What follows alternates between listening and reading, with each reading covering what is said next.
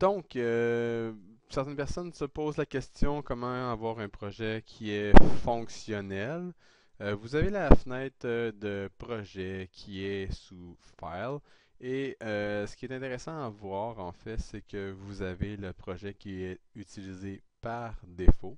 On se rappellera en fait que la nomenclature de remise, c'est votre DA, votre numéro de groupe et le numéro de l'exercice.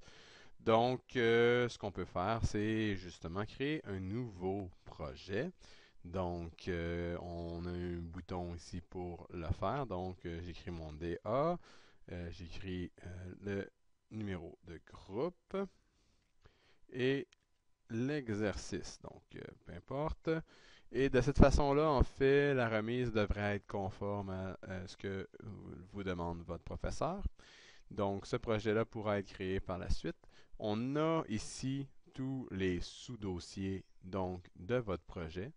Donc, en acceptant cela, ça va créer donc ces sous-dossiers-là, scènes dans lesquelles on va sauver nos scènes. Et vous avez surtout en fait le source image pour le cours de texture où on va avoir donc nos textures qu'on va sauver dedans. Donc, une autre chose qui peut être intéressante, c'est de faire un save as juste pour regarder justement qu'est-ce que nous avons présentement. Donc, imaginons que je n'avais pas seté le bon projet de façon fonctionnelle dans Maya. Je peux toujours aller choisir, dans le fond, mon projet.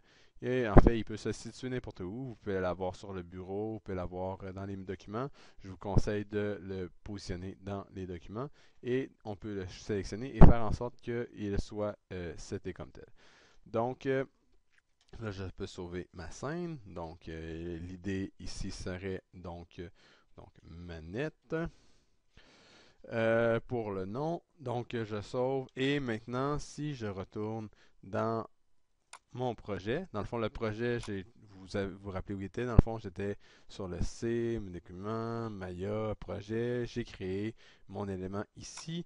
Et je peux aller voir dans scène. Et j'ai manette.mb qui est situé là.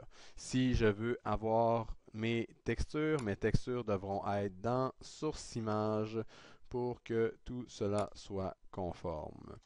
Donc, ça a fait le tour un peu de ces notions.